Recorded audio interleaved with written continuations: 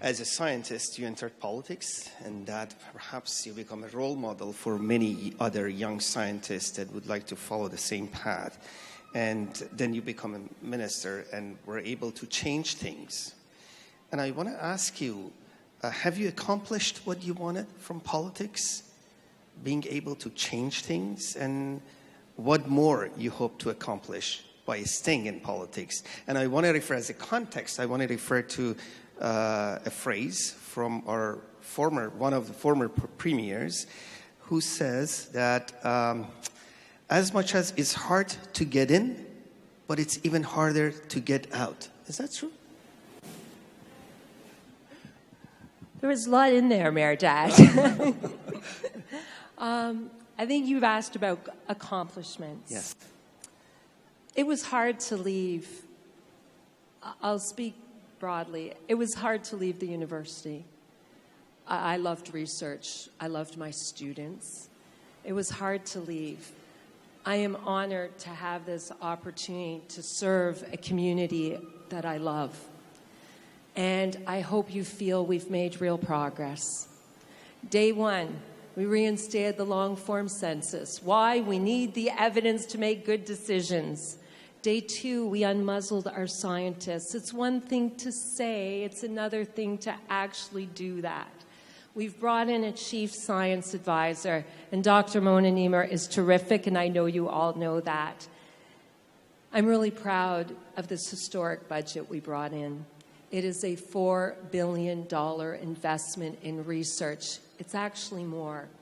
There's another $2.8 billion for government science research infrastructure. My goal is to make sure our world-class researchers have the funding and tools they need to do their work. So it's hard to get out. My focus is first and foremost always serving the community where I'm born and raised.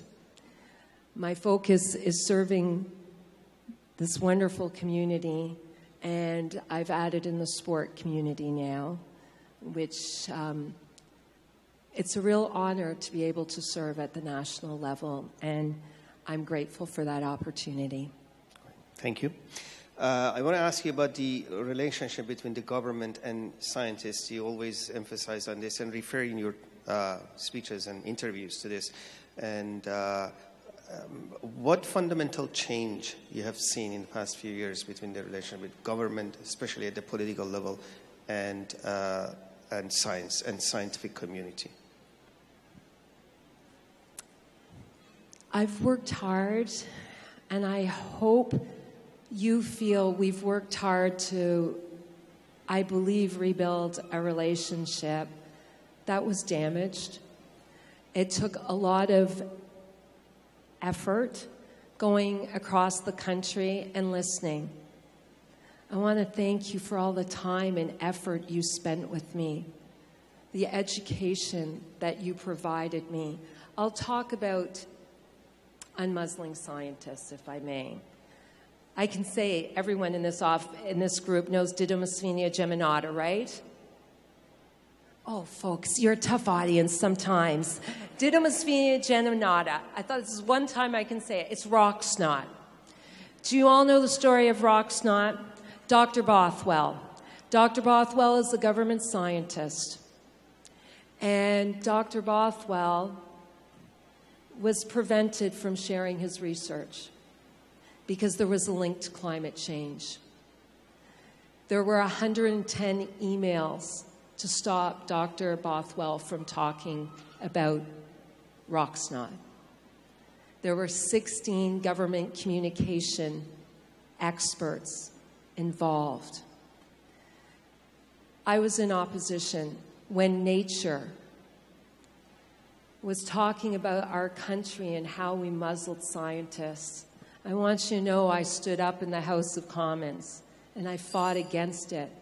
Science and research is about collaboration, about sharing, about talking to the public, talking to the media. And you'll remember at that time, PIPSIC did a survey of how many scientists were afraid to talk to the media. It was 90%. 90% of government scientists. We made the announcement we're unmuzzling our scientists, but how do you actually do it? And I worked really hard with the president of the Treasury Board to develop new communications protocols. We wrote to all the ministers and the deputy ministers to say there's a change in culture. We want your scientists out talking. After all, these are the people who brought the Ebola vaccine, durum wheat, canola, the black box. We have a lot to celebrate in government science. And there's been a recent survey. It's down to 53% from 90%. We still have work to do. I take every opportunity to talk about we have to have our researchers out collaborating and speaking. Please share that message. It matters. And the last thing I'll say is I did a TED Talk on scientists, researchers need to be free to learn, to speak, and to challenge. And if you haven't looked at it, please do. Please share.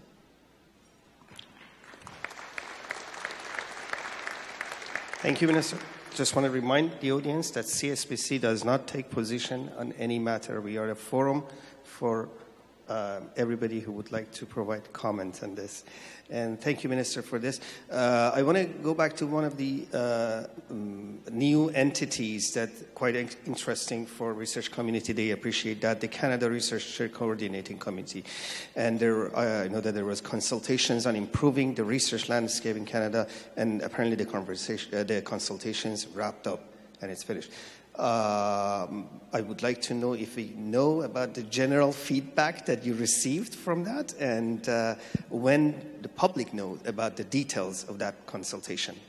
Thank you, Mayor Dad. So I mentioned the Canada Research Coordinating Committee, and I again, really want to recognize Dr. Hewitt's work. It is hard to bring everyone together. The consultations were done during the summer. Again, we want to work with the research community. We want the research community to give input. And there were two areas that we were consulting on, that the Research Coordinating Committee was consulting on. One was the new tri-agency fund. As you know, it's $275 million. It is for fast-breaking, multidisciplinary, multinational, risky research. I want to thank everybody who participated. We appreciate your feedback. The other area was certainly on equity, diversity, inclusion, and early career researchers. I believe that the coordinating committee has posted it and that that's available to the public. And stay tuned. We will have an exciting announcement coming around a new fund for $275 million. And when that would be? Stay tuned. Okay. Just want to make sure you... Okay, so some research institutions, this is totally different from the previous question, pointed out that there are very few Canadian students who go abroad and study, and for that matter, Canada lags behind the other competitor countries. So I just want to see if, and they ask actually for federal government support to boost the opportunities for student mobility, and especially at the international level. Is this a priority for you at all? International experience? Yes. International experience is absolutely a priority for me. I'm from Etobicoke. I'm a student from Etobicoke. My mom was a phys ed teacher. My dad was a caretaker. My dream since the age of 9 was to study in my beloved Scotland. It's my second home. But that was going to be hard for my family. And when I got in for graduate school, my father said, I gave up my dream, you will not give up yours. Going to Scotland for graduate school was the best decision. I met people from around the world. I was exposed to different cultures, new ideas. I have a network of friends and research colleagues from around the world. When I came back to Canada, it was always something I shared with my own students. Have you thought about going abroad? And that's why Global Affairs Canada, for example, has fellowships and scholarships that allow our students to go Brazil, China, India, Korea. You will know that, I think it was budget 2017, the new investment, $221 million in my tax, allows for that international experience. I see Alejandro over there cheering. For universities or for companies. And the last one I'll mention again, that new fund, $275 million, fast-breaking, multidisciplinary, multinational, risky research. Stay tuned. Okay, that was good. Thank you. I'm going to go back to something that you mentioned during your talk, the transition from being a researcher, to a politician. You were teaching at the university as a researcher for almost 20 years, is that right? And then you went to politics, elected member of parliament, and then become minister. Can you tell us about this transition and how was it? Sure, Mayor Dad. To all the researchers in the room, the work you do is public service. You look for better environment, better society, better health.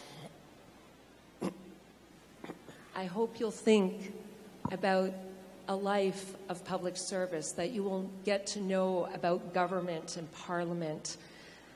As I said, I loved my research. I led an expedition to the Arctic to look for the cause of the 1918 Spanish flu. I served as lead author for the Intergovernmental Panel on Climate Change. I loved my research. I loved teaching. I loved to get in front of a classroom and bounce ideas back and forth with our students. But there was another pull, and that pull was to serve the community where I'm born and raised. That community, we have 338 ridings in this country. We're one of the most diverse in the whole country. I had to learn a whole new business, a whole new way of acting. I had to learn other languages. When I go door to door, there are whole days I would never use English. I election in Gujarati, Hindi, Somali, Tamil, Punjabi, and the list goes on, and not use English once during the day. And you serve the community. You see the national work. What you don't see is the work on the ground. The fact that we see 100 people a day in our riding office. That the longest we've ever gone without tears in our office is 2 days. We see people at the hardest points in their life, and we're also there for the most joyous, for that first birthday, for that new baby. So that's the work we do in the community. And if you serve your community, you may be lucky enough to serve here at the national level. And I believe Preston Manny would also share that sentiment. And if you're lucky enough to serve at the national level, you do work on behalf of all Canadians. And I really want to recognize my fellow members of Parliament. They work hard. And all members of Parliament work hard on all sides of the House. And then having the privilege to serve in this role and getting to spend time again with the community I love. And if there's one message I could share with you, get to know Parliament Hill. It's the people's house. It's your house. And we need to see more of you. We need to hear your stories of your important research. Thank you. A rebuttal question on that. In the recent American elections, 63 scientists ran for public offices in the States. I don't know how many of them were succeeded. Given your model, moving transition from science to politics, would you recommend that, regardless of the political stripes, but would you recommend the young scientists to follow that path? I think a life of public service is a huge honor. And I look around this room and I see the work you do each and every day. I hope you will get to know this world. We can always use more researchers. It would be terrific to have more of you on Parliament Hill. And the last from me, this is the last CSPC before the next federal election. And I want you to promise us that regardless of the outcome of the election, we'll have you next year here at CSPC in November 13 to 15.